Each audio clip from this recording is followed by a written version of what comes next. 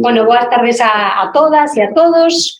Eu son Claudia Morán, soy xornalista e, bueno, para min é un placer estar aquí hoxe pola tarde, primeiro porque estar nunha facultade con persoas universitarias que vos estades formando pois sempre é un privilexio moi grande, e segundo, pois porque estas xornadas que se están desenvolvendo estes días pois son importantísimas dende o punto de vista, como vos sabedes, da psicoloxía, como tamén dende un punto de vista máis amplo, un punto de vista social.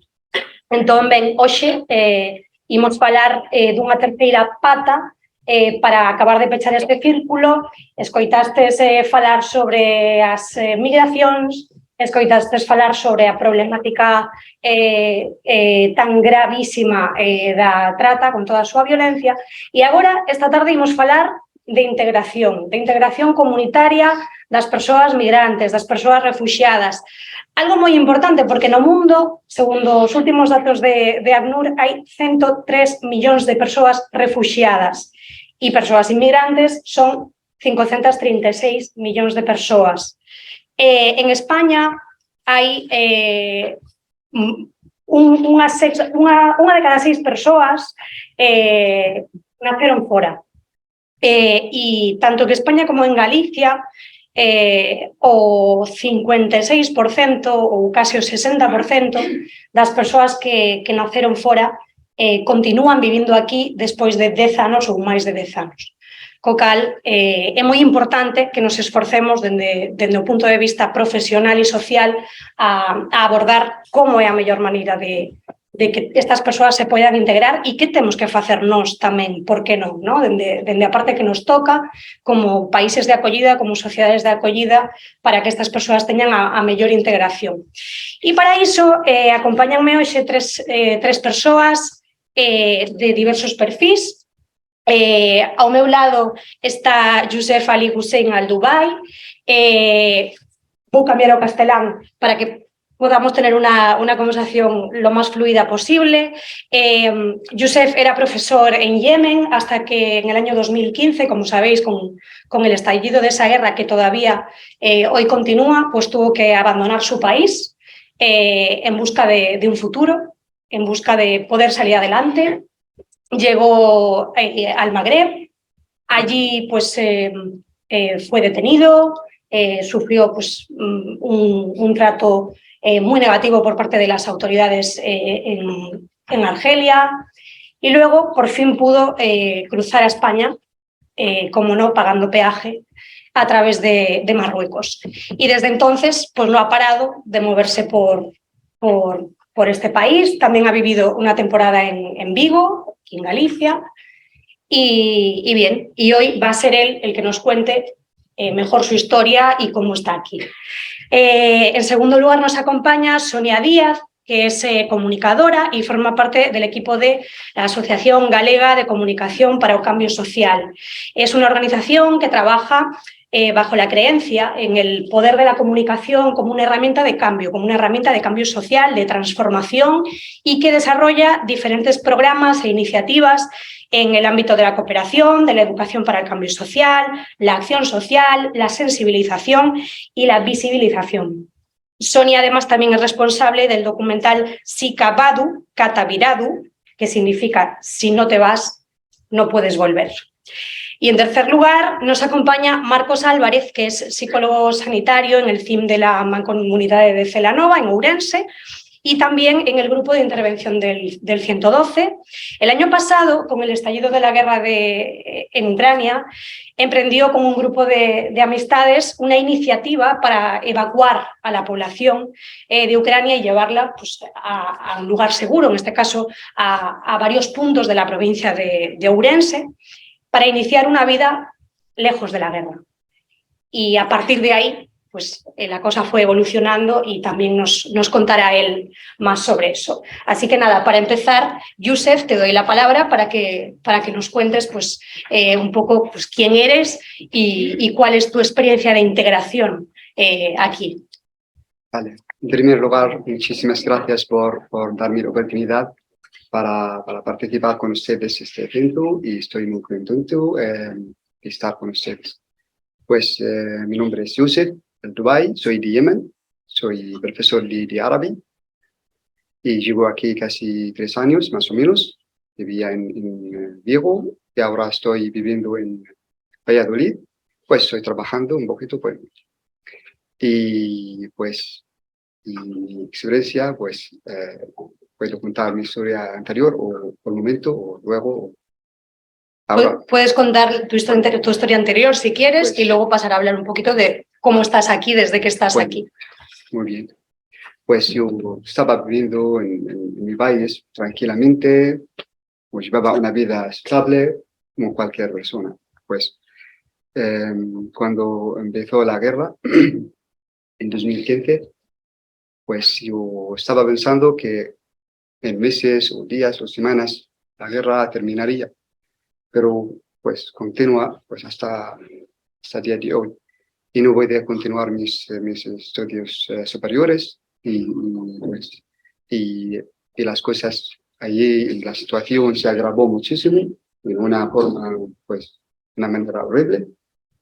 Y tenía solo 2 opciones, y enlistarme a cualquier grupo de allí, o salir del país y buscar como otro país donde puedo vivir tranquilamente.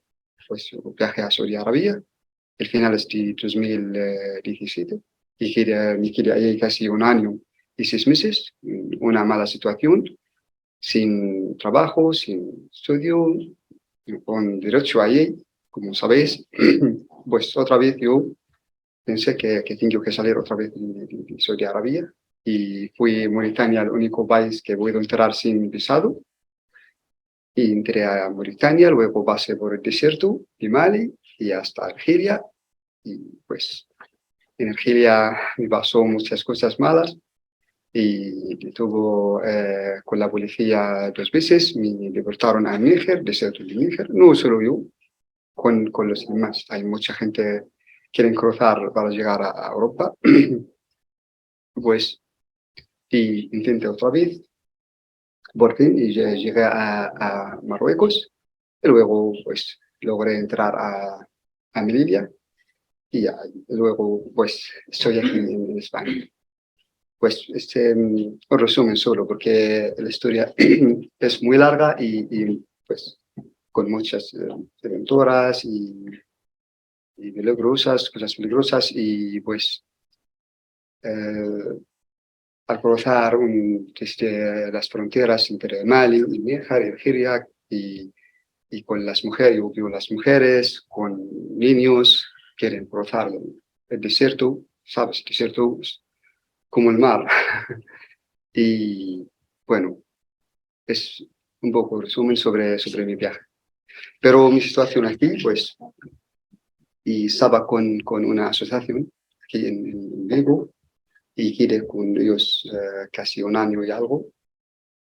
Bueno, al final, el refugiado aquí necesitaba, yo creo, necesita el idioma, principalmente, porque el idioma es el clave de todo. Si tienes el idioma pues, para comunicarte con la gente, para sentirse como segura o cómoda, pues, y yo creo que yo no tuve un buen curso.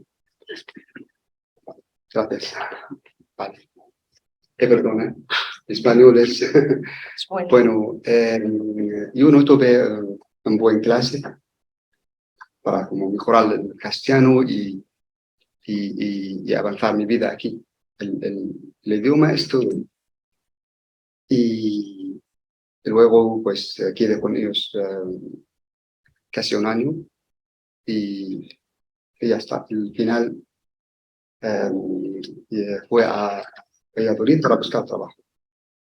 Y un poco resumen, o si quieres más, vale. lo hablamos. Sí, porque tú me comentabas en una conversación previa que tuvimos, pues que es muy importante, con todo lo duro que hay, la ayuda, ¿no? Tanto de personas como de organizaciones, como de iniciativas que contribuyen pues, a que las personas que llegáis a otros países, pues que tengáis la mejor calidad de vida o el mejor día a día posible, ¿no?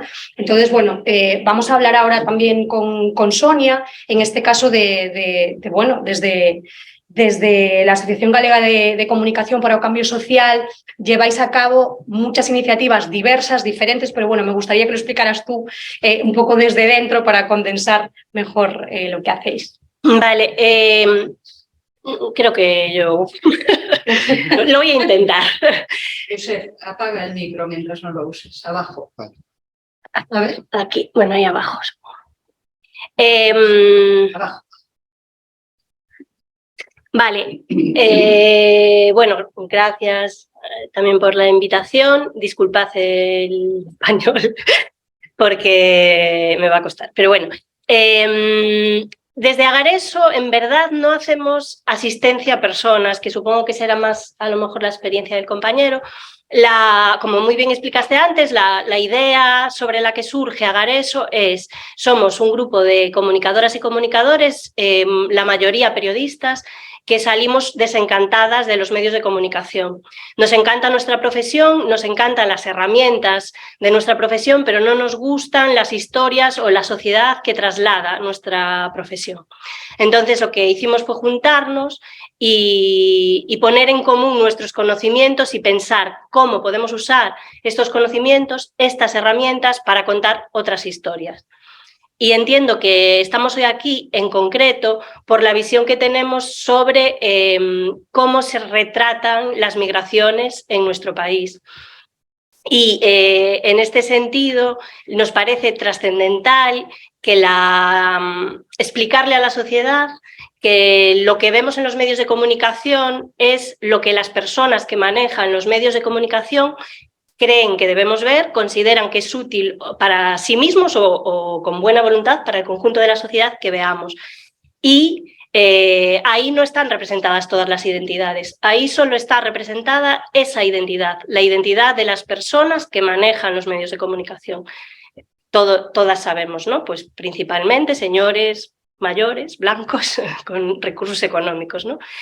Poco a poco más mujeres, poco a poco personas de otros estratos sociales, pero muy pocas y pésimamente representadas, y con muy poca frecuencia personas de otras culturas que conviven con nosotras, incluido el pueblo gitano, que ni siquiera se puede considerar migrante, que es un pueblo que tiene mucha historia aquí, pero sobre todo las personas migrantes.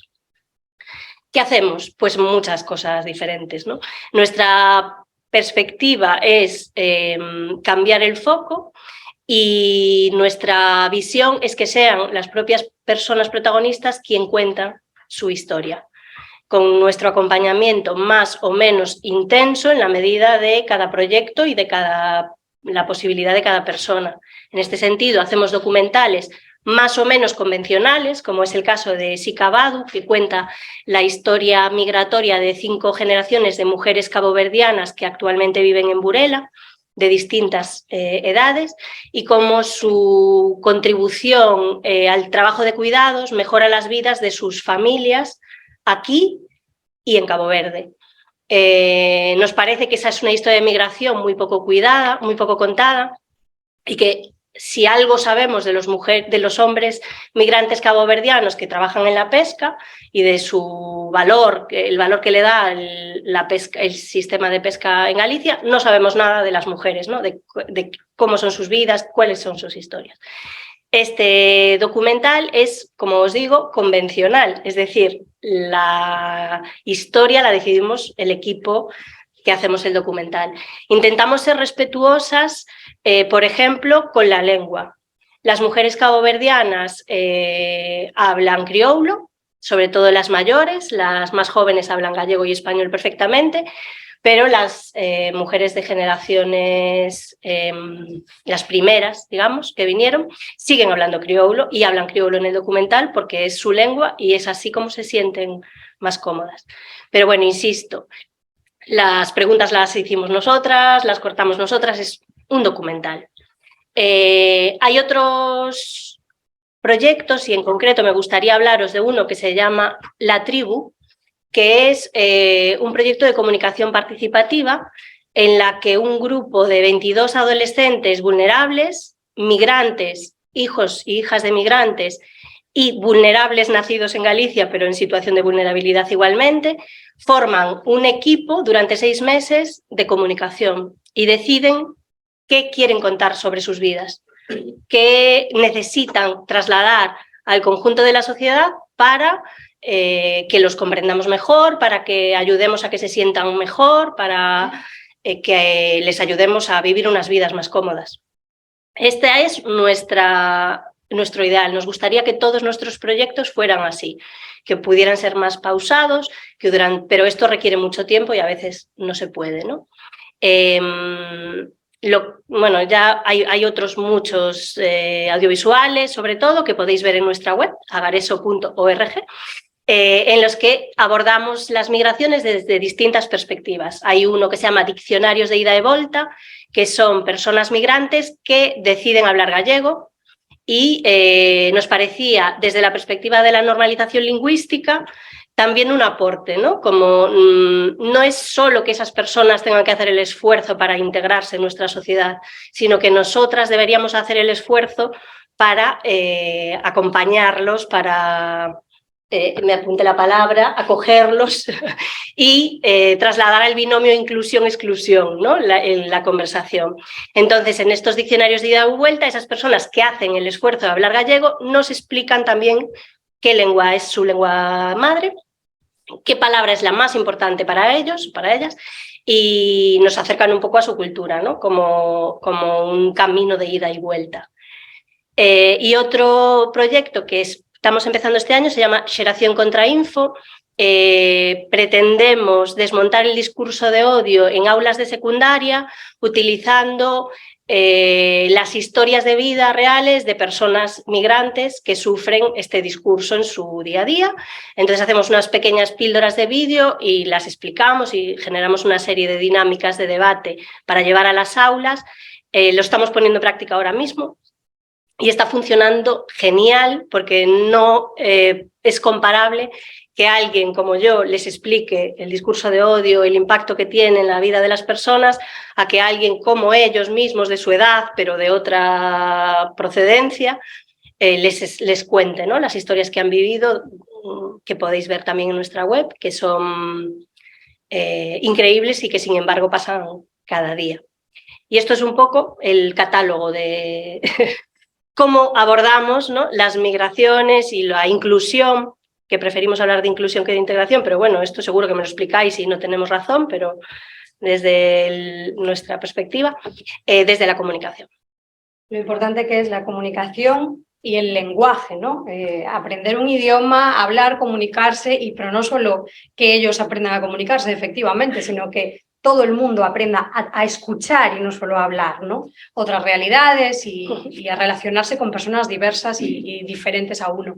Y luego tenemos a Marcos Álvarez, él sí es psicólogo y él sí está teniendo una experiencia que podríamos considerar más directa, porque bueno, hace un año emprendió, como os contaba antes, pues, una iniciativa con unos amigos para ir a Ucrania y hoy en día pues, en Celanova hay, me parece que son 25 personas, Marcos, o 24, pero ahora lo contarás tú mejor, que bueno, que están allí en Celanova, algunas trabajando, han tenido un trabajo, hay muchas mujeres, varios niños.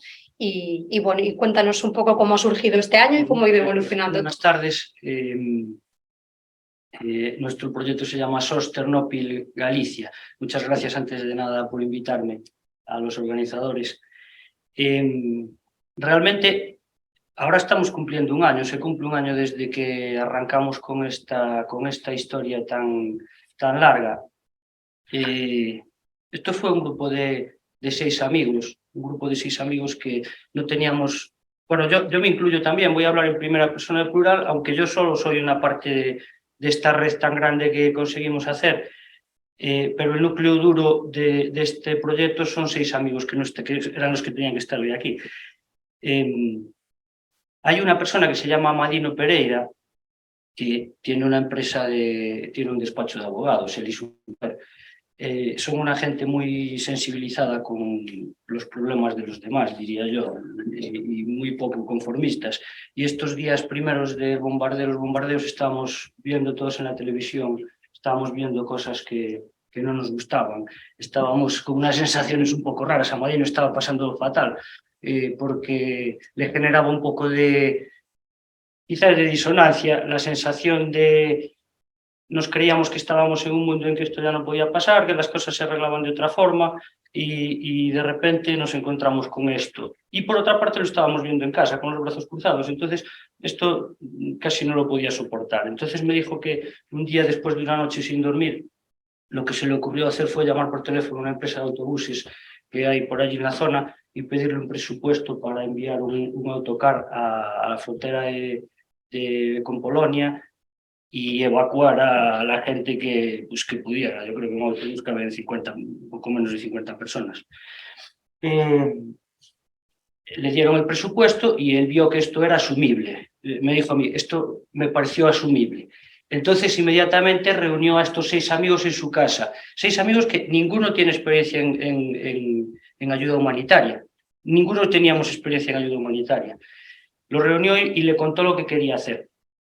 Al final esto se convirtió en 2 autobuses que se partieron del polígono de Ourense, del polígono industrial, con cargados, las bodegas cargadas a tope de material y de medicamentos, y un tráiler con 30 toneladas de material y medicamentos también.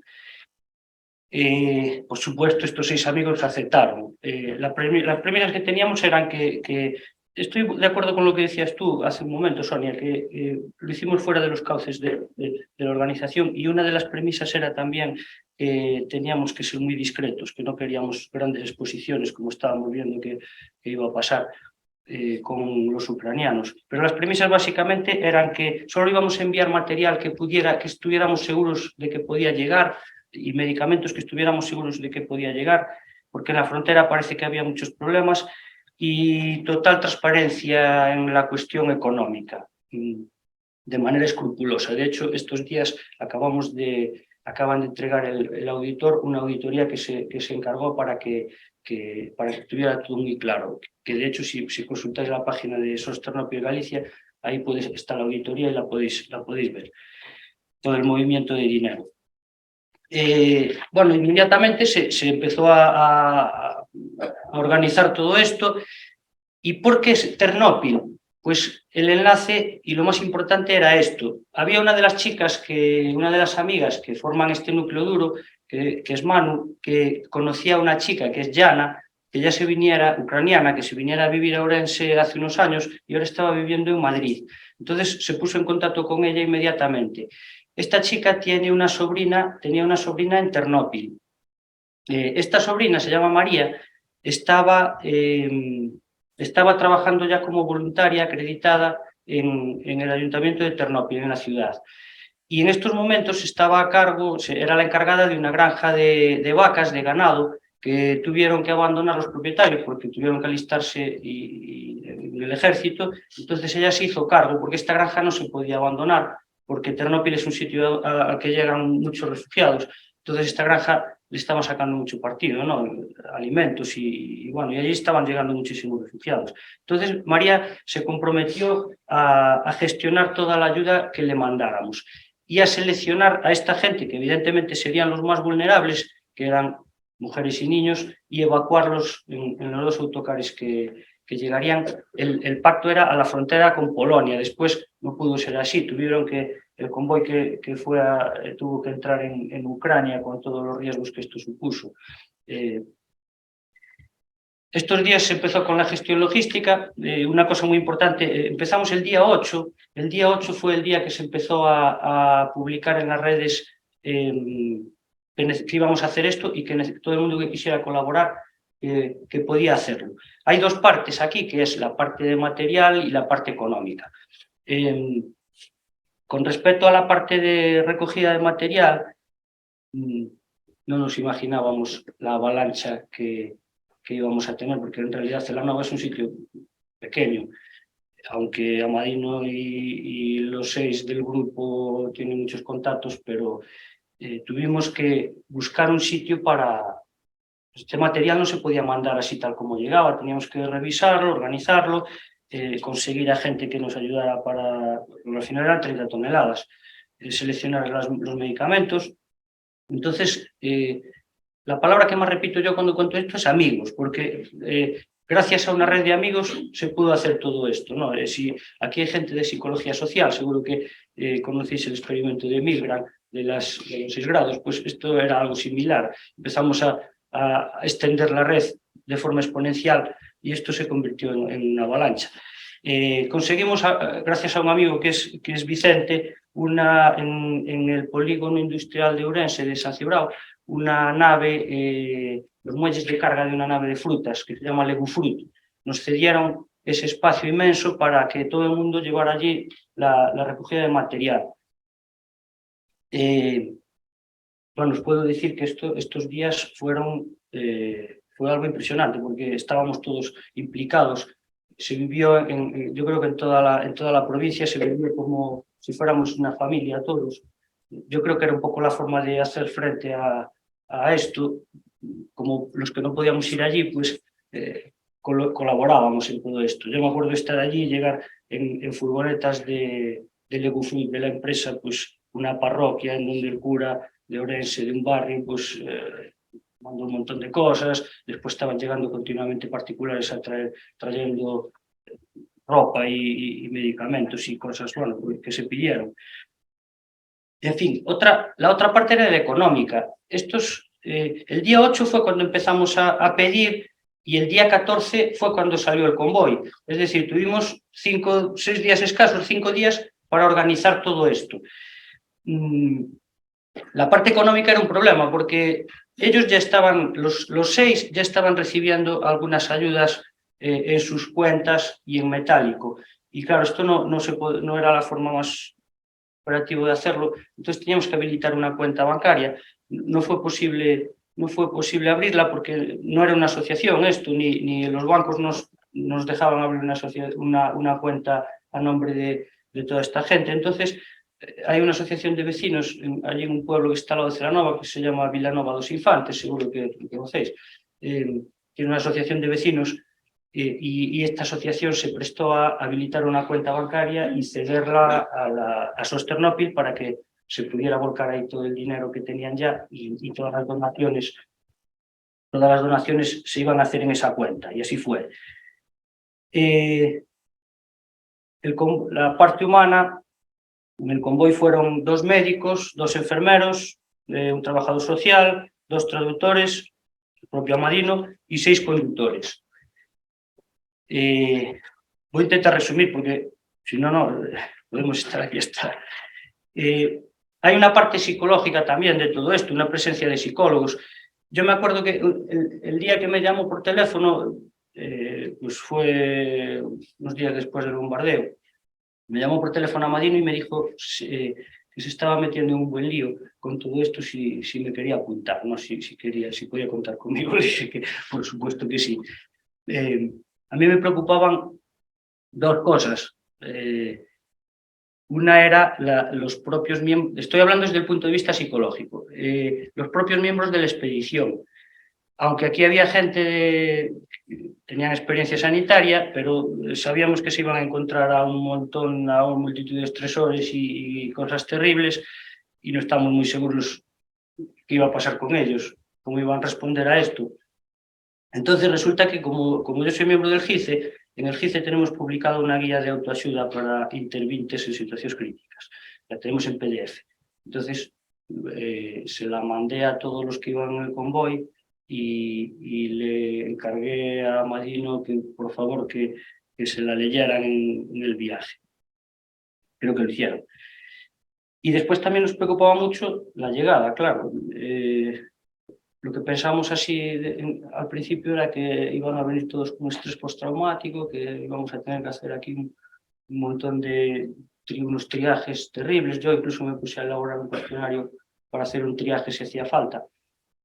Y me acordé que dentro del GICE había gente que tenía experiencia en esto. Entonces Ana Rubines, que es la coordinadora del equipo de emergencias, me puso en contacto con José María Freire. José María Freire es un miembro del GICE que está en Angola y que estuvo en la guerra de Sudán y estuvo en Ucrania antes del conflicto. Entonces tuvimos varias conversaciones y nos puso un poco al día de todo lo que teníamos que hacer y lo que no. Vamos, nos dio un montón de consejos y recomendaciones y después las llevamos a cabo. Amadino hizo un grupo de WhatsApp con el equipo de psicólogos que estábamos ahí. Una de ellas era María Lameiras. Seguro que oísteis hablar de María Lameiras. María Lameiras es catedrática de la Universidad de Vigo, trabaja en el campus de Ourense y desde marzo tenía en marcha ya un proyecto que se llama Proyecto Rosalía. No sé si oísteis hablar de él. Proyecto Rosalía era un proyecto con las mujeres ucranianas que venían a España y ella fue un poco la que se encargó de hacer este trabajo de acompañamiento y apoyo psicológico. Ella siempre dice que no es terapia, es apoyo psicológico para evitar un poco pues, la terapia y que surjan trastornos de estrés postraumático. Lo que hizo fue abordar un poco esas reacciones postraumáticas agudas. Me imagino que será una especie de... esto lo hizo en Ourense y en Tribes. Vamos a dar un par de saltos. Bueno, la ida estuvo cargada de problemas, retrasos, tenían acordada la llegada a la frontera con Polonia y tuvieron que entrar, como os dije. Aquí ya estaban pasando el territorio Schengen y esto traía ciertos problemas. Al final salió todo bien y no pasó absolutamente nada. Al venir de vuelta, pues en Luxemburgo, pasaron por Luxemburgo. En Luxemburgo hay una ciudad que se llama Dalgen, que es una ciudad pequeña, donde vive alguien de Celanova también. Y allí tuvieron la suerte de que esta persona es amiga del alcalde de allí de Dalgen, y entonces organizaron en un pabellón multiusos una cena con duchas y con camas y con asistencia médica y pediátrica. Esto les vino muy bien al equipo de sanitarios porque realmente traían muchísimo trabajo y solo eran 2 médicos.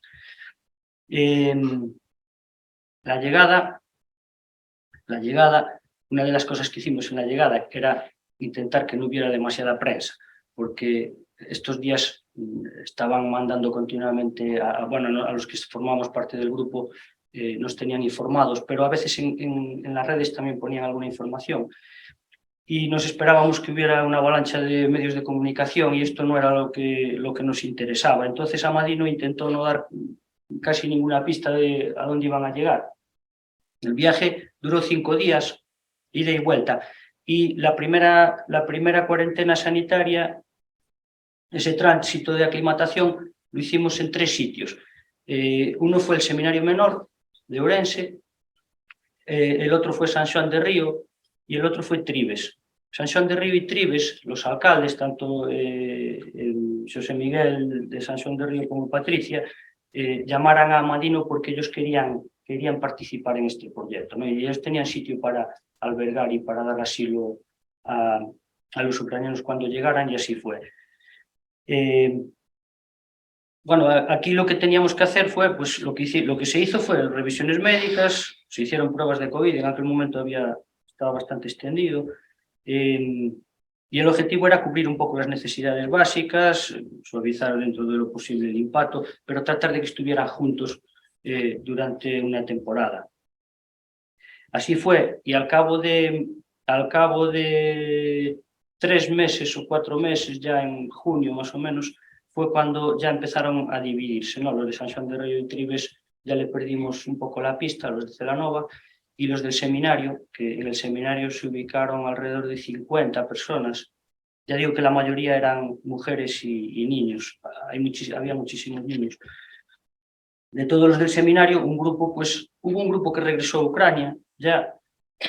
Otro grupo se fue reagrupando en otras ciudades de Europa, y el resto, que son los que pertenecen ahora a SOS Ternópil, están ubicados en Ourense, en unos pisos en Ourense, y los otros en Celanova.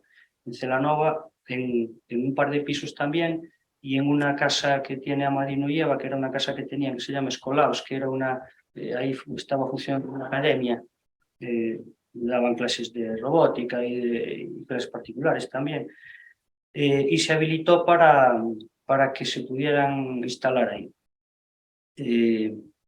Bueno, a partir de aquí, todo ese grupo, que sí que seguramente son más de 20, porque entre los de Ourense y los de Celanova son más de 20. Aquí empezó la parte de integración. nosotros, claro, con las características que tenían estas personas, no nos adaptábamos, el grupo no estaba muy de acuerdo con la idea que hay de integración, pues como se suele hacer aquí, ¿no? Hay familias que lo piden, hay que pasar una serie de trámites y si se conceden, pues se van a vivir a sus casas. Este sistema aquí era prácticamente imposible, no era funcional, porque las familias eran familias, eran madres, algunas con 3 hijos, o con 2 o 3 hijos. Entonces, tratamos de que fuera otro sistema de acogida. Esto ya se pidió antes de que llegara, ¿no? El tema de la acogida ya había un formulario que había que cubrir para pedir la acogida, que realmente sí que hubo muchísima gente que estaba de acuerdo, pero después al final hubo que hacer este otro sistema que fue el más operativo, que es los que quieren colaborar lo están haciendo económicamente, pero ellos están viviendo en pisos, salvo los de la casa esta de Escolap, que aquí hay 14 personas dentro de la casa.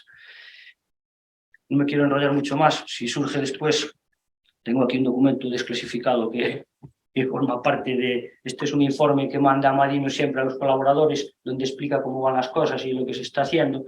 Y aquí tengo un poco, pues, algunas cuestiones importantes con respecto a la integración, que es lo que se está tratando de hacer ahora, ¿no? Búsqueda de trabajo, escolarización de todos los niños, empadronamiento y ocio también. Como anécdota os puedo decir que lo primero que le preguntaron con respecto al ocio solo era qué les apetecía hacer. Y dijeron que ver el mar, porque realmente en Ucrania lo tenían difícil, ¿no? Salvo una parte del mar muerto, era difícil. Entonces, pues se habló con Renfe, le pagaron un billete a todos y se fueron a Coruña a ver el mar. Bueno, esto solo es una parte de todas las actividades de ocio que se hicieron.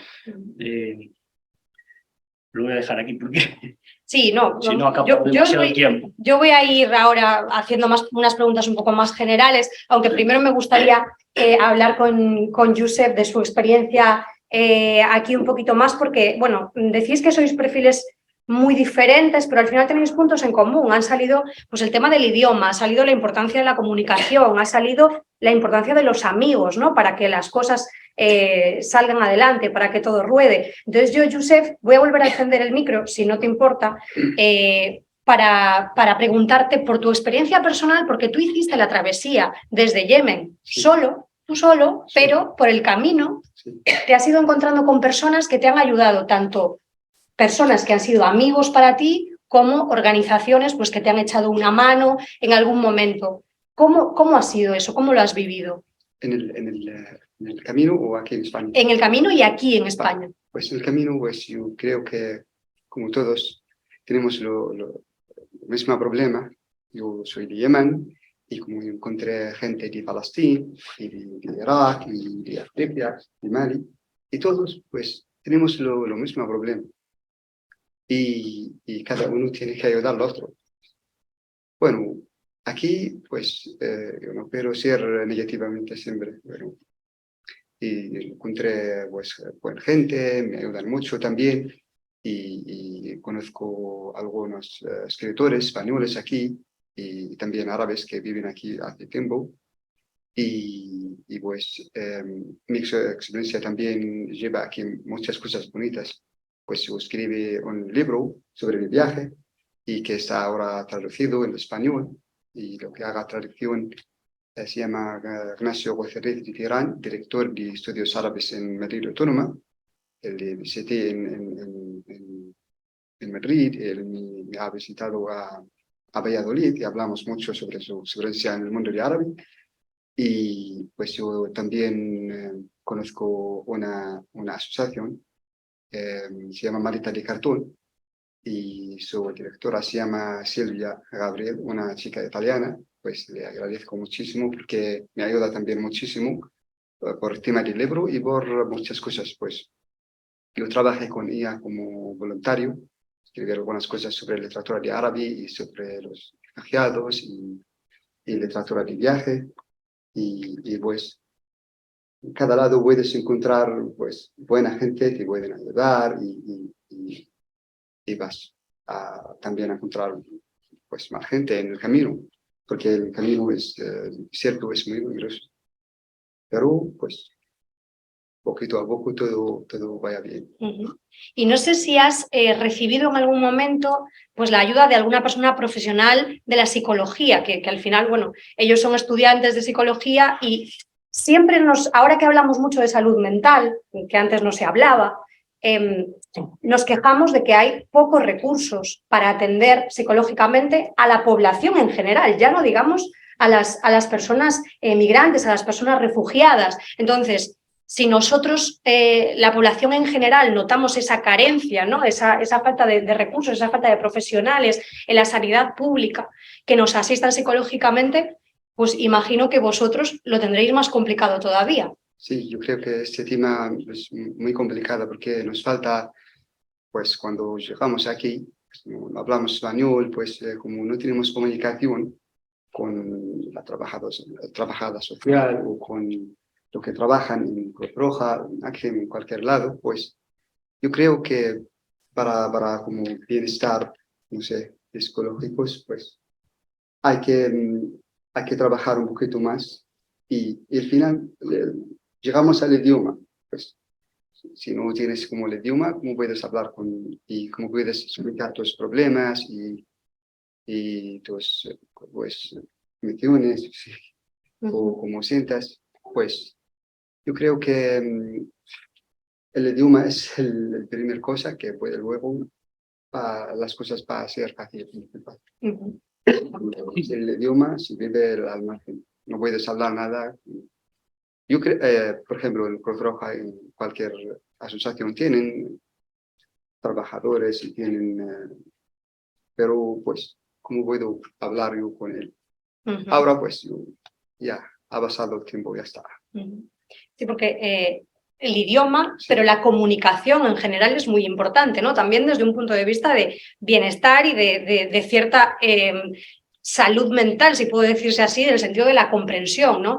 Sonia, vosotros trabajáis desde el punto de vista de la comunicación, que es una herramienta muy poderosa, y lo comentamos un poco al principio. La comunicación es importante para ellos, pero es que también es importante para nosotros a la hora de relacionarnos con todas las personas, tanto de aquí como personas que vienen de otras realidades, personas diversas. Sí, claro. Bueno, antes de nada, y que ya lo hablábamos antes, ¿no? Porque nosotras desde la Coordinadora Galega de ONGs fuimos muy críticas públicamente con como con la espontaneidad, ¿no? En aquel momento del comienzo de la guerra, a la hora de ayudar, de aprender a ayudar mientras ayudabas, ¿no? Y en ahora mismo, escuchándote, me daba cuenta de que al final todo vuelve al mismo sitio, ¿no? Que es no podíamos no hacer nada, ¿no? Con todo lo que estábamos viendo. Y es que no nos habíamos dado cuenta antes de que había gente sufriendo en la guerra, no sé qué, y es como en Yemen hay guerra desde hace muchísimos años, en Palestina y en muchos otros países del mundo, ¿no? Y no fletamos buses para ir a buscar a esa gente, y es porque no los vemos, porque si no ves algo y si no lo ves como debes verlo, no existe para ti, y esto es un problema trascendental para nosotras, ¿no? Entonces, de repente, la televisión 24 horas dando la matraca con unas víctimas, cuando el mundo está lleno de otras víctimas. Y eso nos mueve a actuar hasta un punto en el que, con la mejor de las intenciones, que por supuesto entendemos que es con buena intención, ¿no? Pero lo hacemos por nosotras. Lo hacemos porque nosotras no podemos dormir por las noches, no porque esas personas necesiten nuestra ayuda de esa manera o más que otras personas. Y una cosa que dijiste que me removió muchísimo es, movimos a toda una red, ¿no? Toda esa red que vosotros movisteis aquí, en Ucrania no existía. Entonces, ¿cómo van a gestionar? Necesitan toda esa preparación, es no por vosotros, ¿no? Sino que al mismo tiempo en Carballo había otros, en Sarri había otro bus, o sea, de repente empezaron a salir, ¿no? Y esto para los medios es un caramelo o un litro de agua en el desierto, ¿no? Es como dices tú, y los medios estaban muy pesados. Hombre, claro, es que es lo mejor que les podía pasar, porque es contarle a tu público lo buenos que somos nosotros, lo mucho que hacemos, ¿no? Y que hay algo fácil y cómodo que pueden hacer, que es llevar un kilo de arroz o poner dinero en una cuenta, ¿no? Y en verdad es muchísimo más, eso se puede hacer y está bien, y esa gente que ahora está bien aquí, no se murió en la guerra, para mí lo justifica, ¿no? Pero la mirada tiene que ser mucho más amplia, porque al final luego llegan y meten a los niños en el colegio antes de aprender a hablar el idioma, no sé si en vuestro caso, ¿no? Pero hubo un momento en el que la Xunta no sabía qué hacer con los niños ucranianos y decidió meterlos en los centros de enseñanza repartidos y que se integren.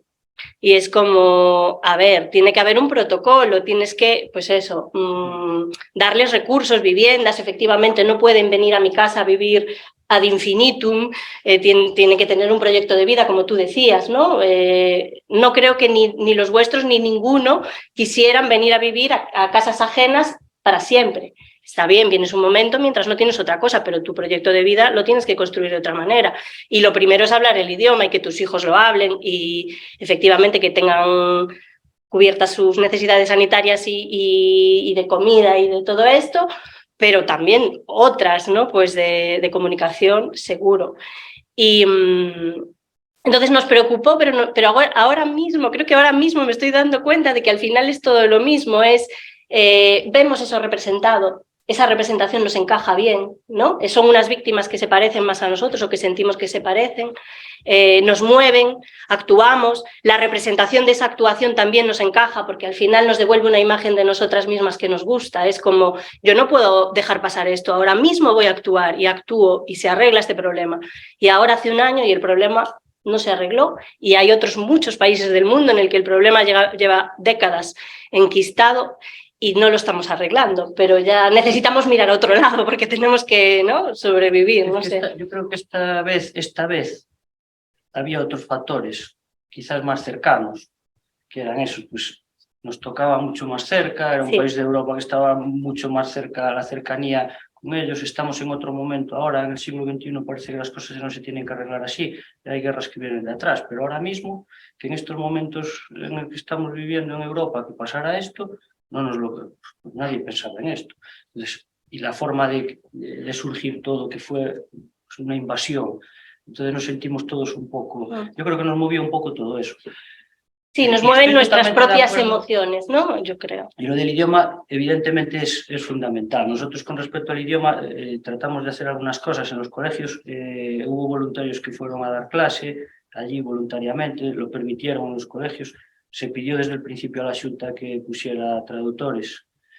Y en esta casa de Celanova de Escolabs se habilitó un bajo en donde tuvimos la suerte de tener 2 traductores que están ayudándonos desinteresadamente.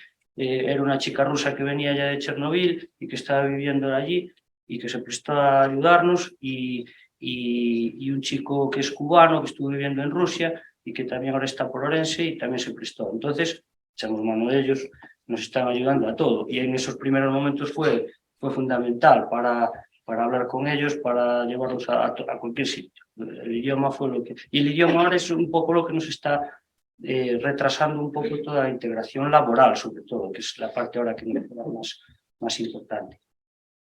Pero evidentemente es así. Y el ucraniano, en concreto, me parece que no es tan fácil.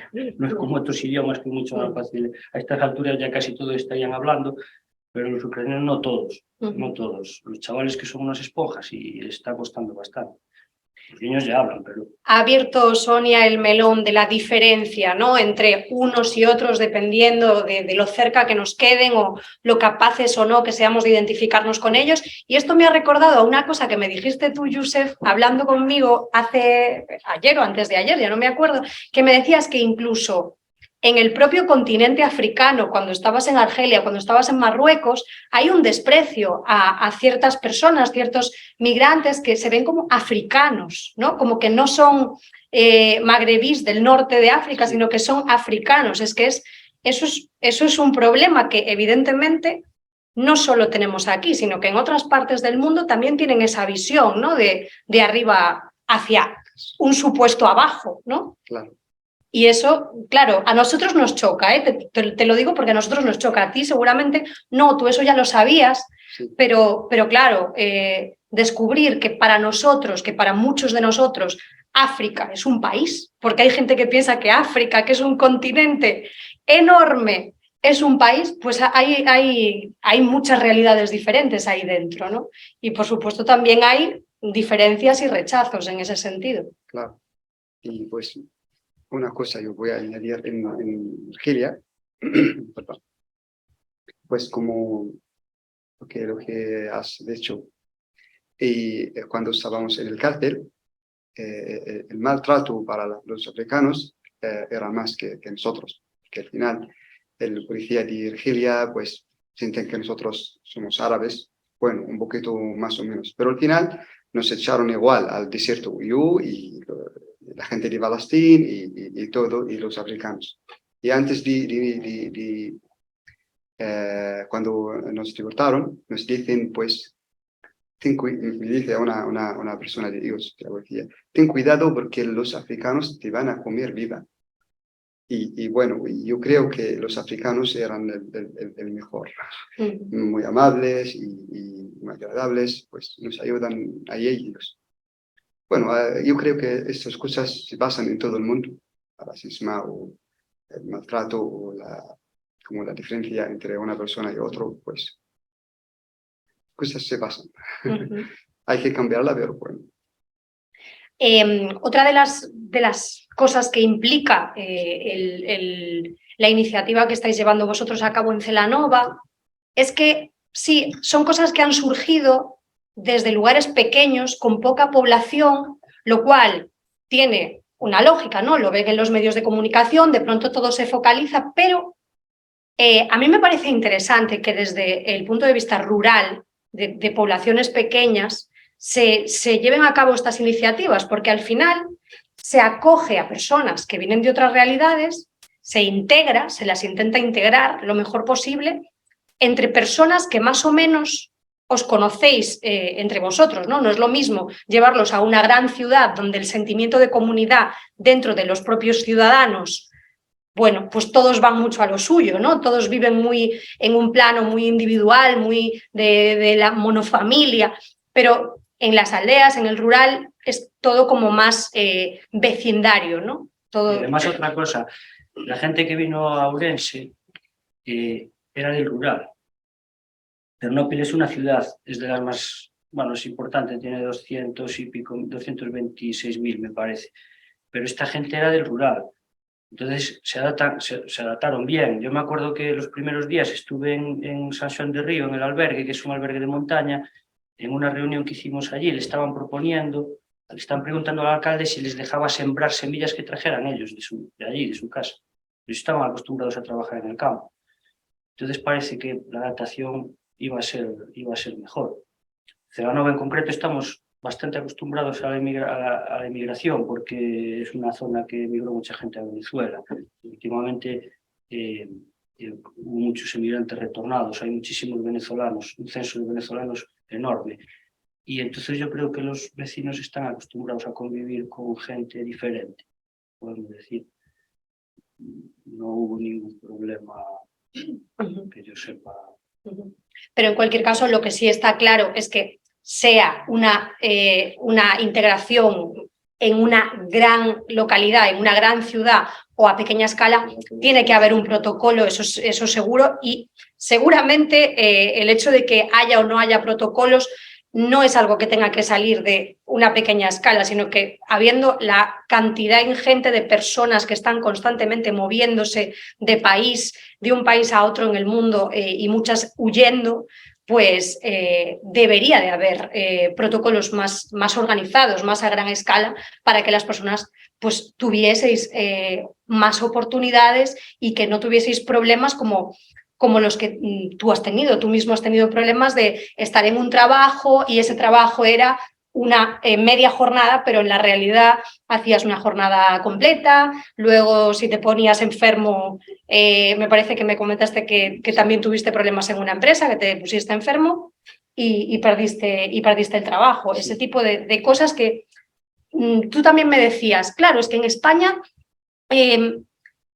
para la gente es difícil tener trabajo. O sea, ya no lo decías en tu punto de vista, sino para la gente en general es difícil tener trabajo. Entonces, ¿cómo no lo va a ser para vosotros, ¿no? Que además no controláis el idioma, etcétera, ¿no? Entonces, esas garantías es que no existen, o sea, no lo son. A ver, protocolos hay. Hay. Y, decir, y en concreto son leyes, ¿no? Que de obligado cumplimiento, que es decir, el tema de que te echen del trabajo por estar enfermo no está permitido, otra cosa es que suceda. Y los protocolos de acogida existen. ¿Qué pasa? Que son muy desiguales, es decir, que un protocolo de acogida para quien entra por el Mediterráneo es, si podemos evitar que entres, mejor que si entras, ¿no? El protocolo de acogida en el momento cuando había la llegada de ucranianos simplemente reventó por los aires, pero el protocolo existía y todo el mundo sabía lo que tenía que hacer. Lo que pasa es que el volumen de personas que estaban llegando simultáneamente era incomparable a ningún otro. Quiero decir, un Aquarius era una locura y resulta que de repente eran 100 simultáneamente. Entonces, gestionar eso, y yo creo, a mí lo que más me interesaba saber quizás era, ha pasado un año, ¿no? A las organizaciones nos preocupaba muchísimo, no ese momento en el que comprendemos entre las dos opciones que existen de vivir la guerra en primera persona y venirte para aquí, es evidente que todo el mundo se quiere venir para aquí, pero desde las organizaciones que hacen este trabajo habitualmente se dudaba que la permanencia, se dudaba la resistencia aquí o cómo iba a suceder a 1 año, 2 o 5 años vista. Como ya había un cuestionario de gente, claro, esto había que organizarlo, no podíamos traer a la gente y después cada uno se iba para su casa. Había un formulario que se elaboró para todo el mundo que quisiera acoger.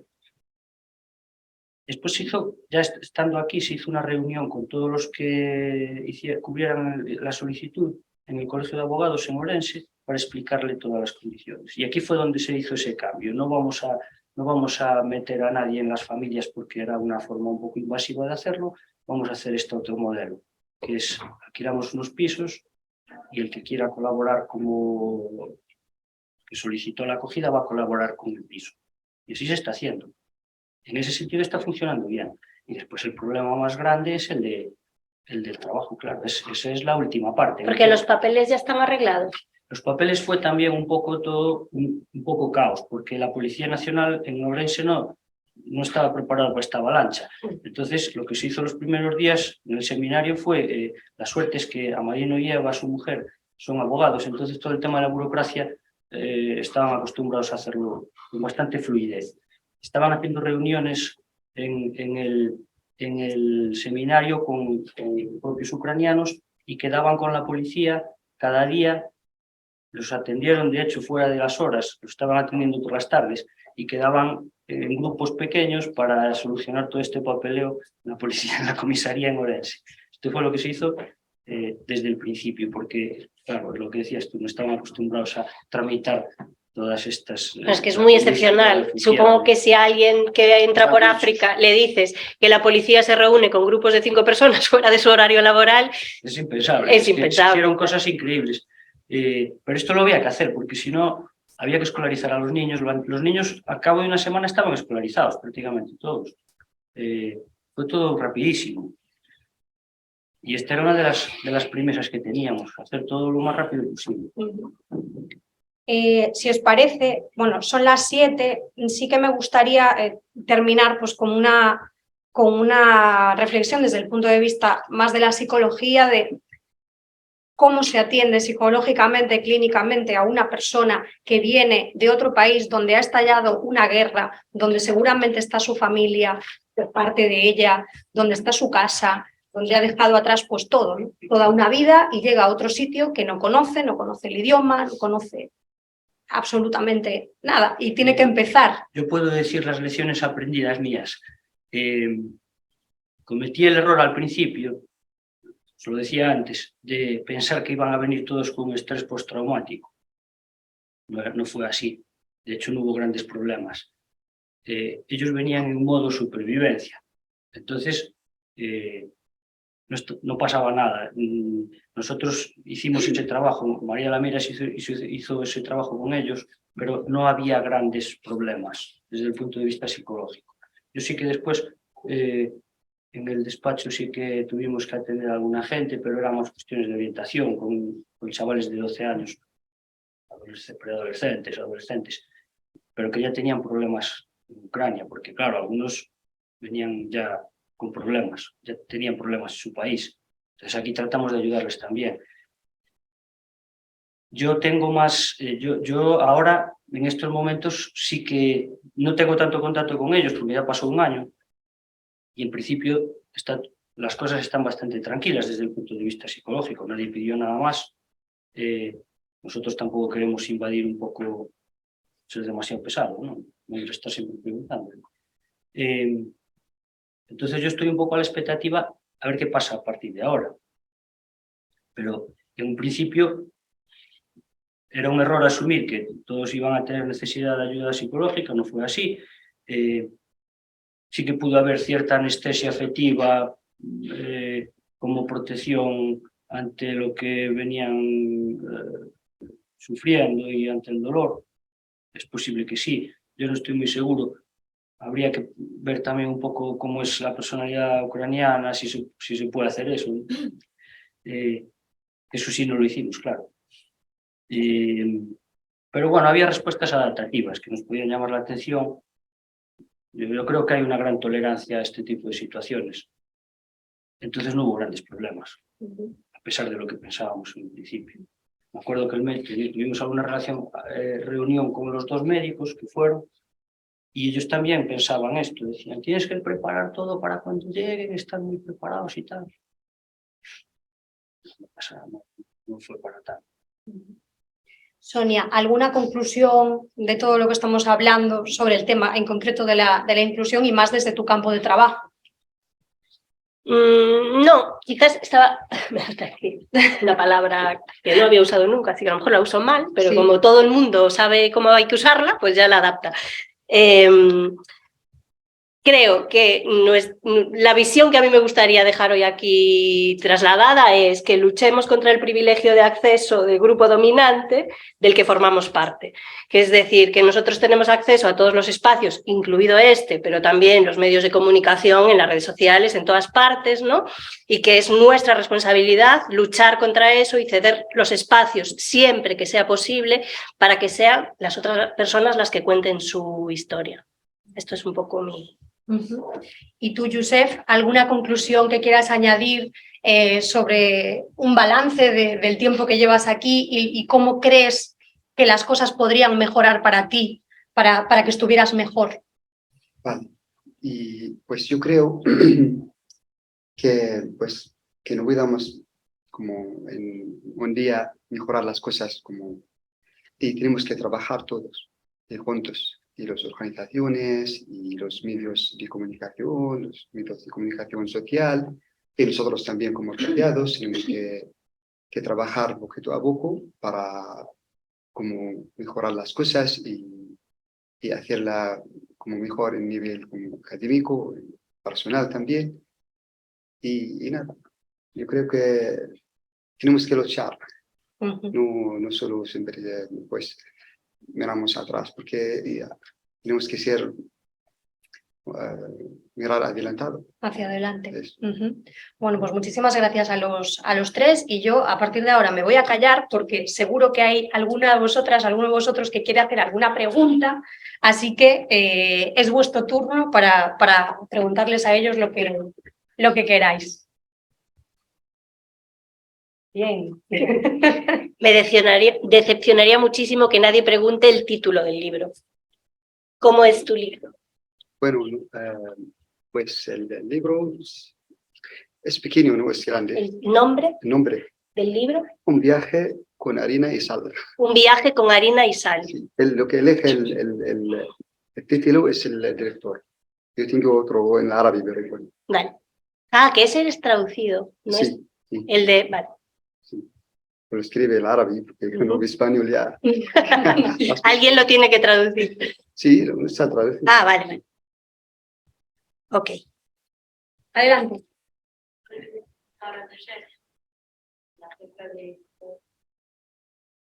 Mejor con micrófono.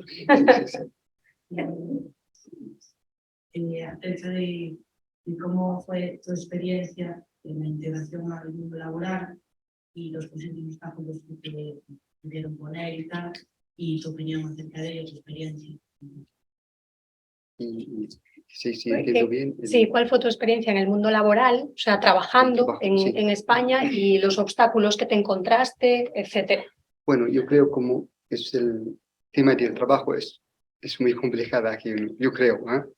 Y bastante difícil encontrar trabajo porque me falta el castellano, me falta, pues no dan valor a mi experiencia en mi país o donde estaba y pues en cualquier lado puedes como ir para buscar trabajo, te van a pedir experiencia de aquí, de España, y por lo menos a veces me piden un año.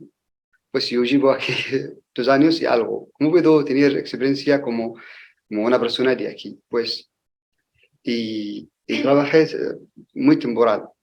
Hasta ahora yo estoy trabajando muy temporal. A veces me dan contrato un día solo, a veces 2 días, a veces una semana.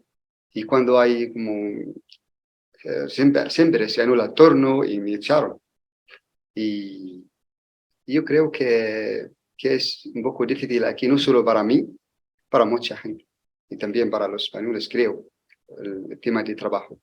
Pero bueno, ya, estamos aquí ya. Muchas gracias y bueno, gracias por contarnos tu historia. Pues en general, gracias y darnos tan información tan importante. Aquí muchas gracias. ¿Más preguntas?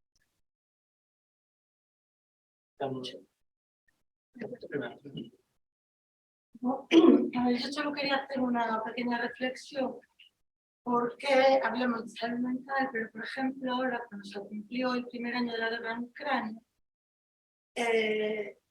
todo era Ucrania, ¿no? Y en la televisión, claro, cuando toda la gente de Siria, de Palestina, que llegó, que estaba huyendo de una guerra, gente que perdió familia por el camino, ahora con el terremoto de Turquía, y o sea, hay gente refugiada en España que perdió familias ahora en el terremoto de Turquía. Y no, o sea, no se oye nada, no sé qué pasó con esa gente, nada. No sé si me explico, o sea, es lo que se suele decir, refugiados de primera y de segunda. Y yo creo que eso, pues hay que tenerlo en cuenta.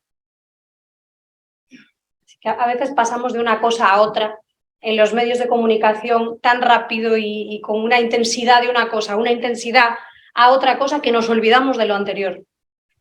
Pero está ahí. Esa es mi reflexión como periodista, ¿eh? Yo.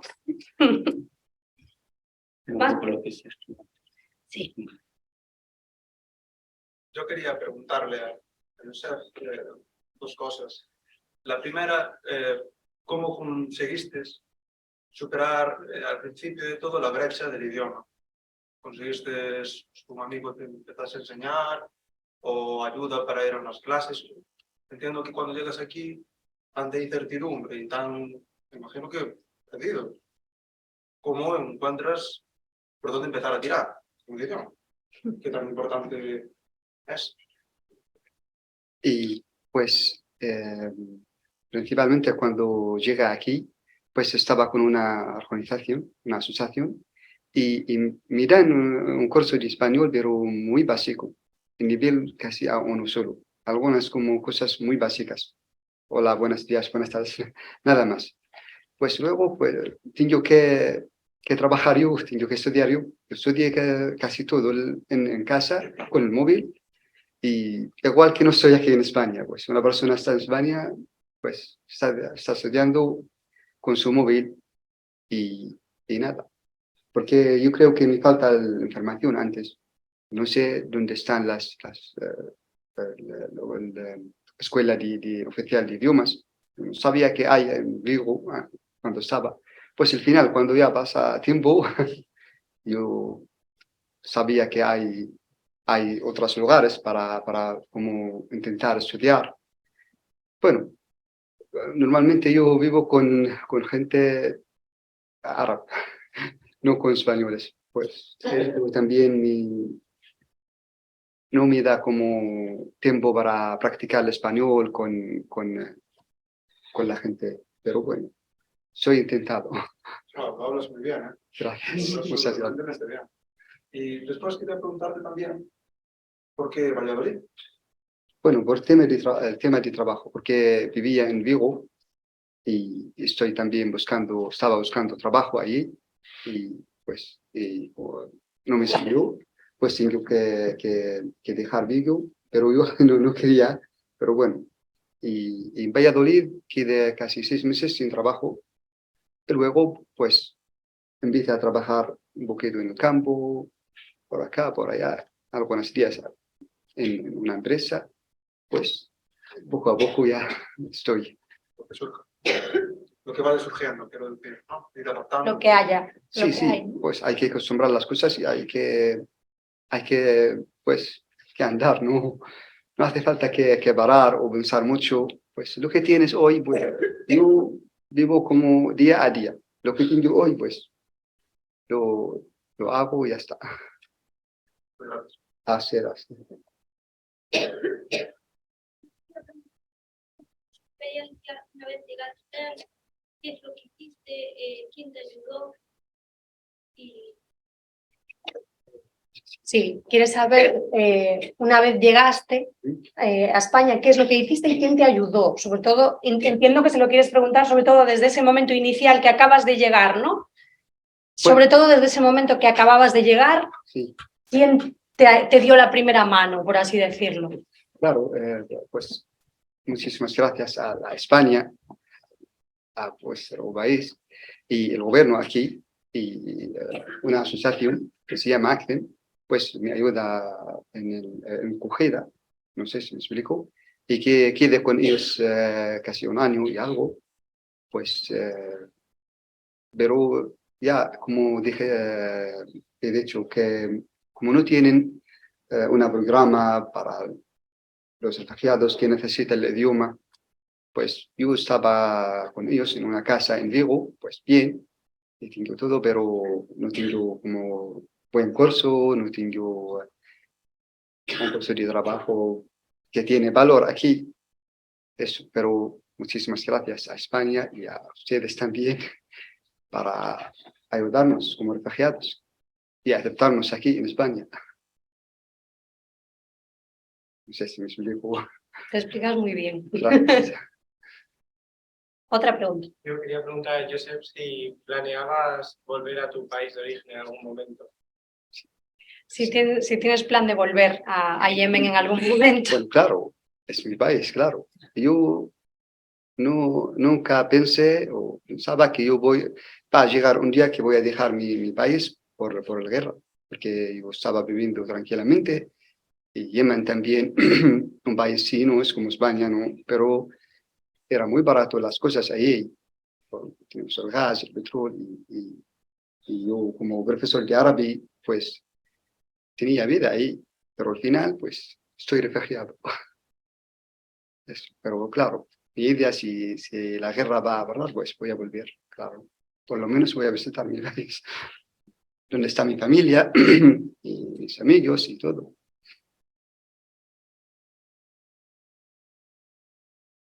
Unha pregunta máis?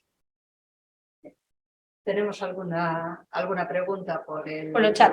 de la gente que está en streaming. Bueno, algunas serán coincidentes con cosas que ya se preguntaron en sala, así que las obvio.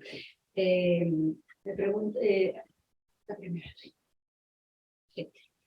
Hay una cuestión que es para Sonia, referida a lo que comentaste en la charla. Comentabas que una vez que se crea el relato apropiado, puede cambiar muy rápidamente la percepción social. La pregunta que te hacen es si ves factible cambiar ese relato con nacionalidades de orígenes más distintas, como las de origen árabe o subsahariano, Afganistán, etc. ¿En qué medida ves ahí factible esa intervención desde los medios para ese cambio en la percepción? Desde luego que lo veo factible, pero no confío mucho en que sean los medios la palanca que quiera llevar ese cambio a término, ¿no? Pero creo que, por ejemplo, la educación tiene muchas posibilidades en este sentido. Quiero decir, si ya desde pequeñas estamos expuestas a historias de otras culturas de una manera más respetuosa y más atractiva, porque al final, si alguien te cuenta su vida como él nos la está contando ahora, te impacta mucho más, ¿no? Entonces, en los medios lo dudo mucho, Pero bueno, mi visión sobre los medios no cabe en este espacio. Pero como sociedad sí que somos capaces de hacerlo, estoy segura, y creo mucho también en las escuelas y en las universidades para esto. Bueno, la otra pregunta que nos hacían, que entraría ahora, sería más de algo más concreto. Preguntaban la guía para los protocolos para personas que intervienen en situaciones de emergencia, si estaba disponible en algún sitio para localizarla. Entiendo que te referías a la guía del GICE. Las guías del GICE, sí, hay varias. Lo que no sé si se puede acceder, en la página del colegio está, pero no sé si se puede acceder, non estoy seguro. A través do colegio. A través do colexio hai a página do GICE, dentro do GICE hai documentación. Non sei se esa documentación é só para os que estamos dentro ou é pública. Creo que algún documento podes acceder. Este en concreto non o sei. Nada máis. Bueno, pois eu darvos as grazas en primeiro lugar a vos. Gracias por vuestra participación y por todo lo que habéis aportado, que estoy segura de que ha sido súper enriquecedor para toda la audiencia, pero también para ellos que se están formando, y a vosotros, por supuesto, muchísimas gracias por vuestra atención, por vuestras preguntas. Y ahora sí, nosotros nos vamos a ir y os vamos a dejar con la clausura de esta edición. Así que muchísimas gracias.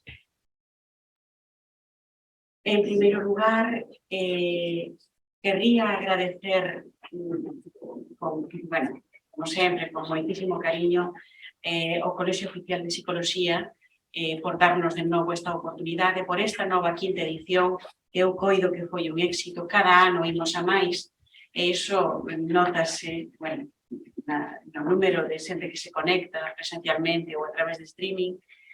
Por tanto, quero agradecer moi profundamente o esforzo da decana, de todo o Colexio Oficial de Psicoloxía, e particularmente a Coqui, que este ano tocoulle cargar con máis responsabilidades das que en principio esperábamos que lle tocaran, pero como sempre fixo extraordinariamente ben e queremos agradecelo. O outro agradecemento que quería facer é a nosa ilustradora, que xa leva cinco convocatorias de tempos facendo unhas ilustracións extraordinarias, e en este caso creo que non sería posible representar mellor o desarraigo que sufren as persoas migrantes en esa lámina en donde unha familia puse do seu país únicamente cas raíces nunha maleta, con todo o que eso supón de tristura, de desafección, hasta de indefensión. O sea que a miña enhoraboa tamén da nosa parte a Lucía de Cebreiro. Agradecervos a todos vos a vosa asistencia aquí. Esperamos que o disfrutárades, nos disfrutámoslo moito. Bueno, vémonos de novo nunha nova convocatoria o próximo ano. Gracias.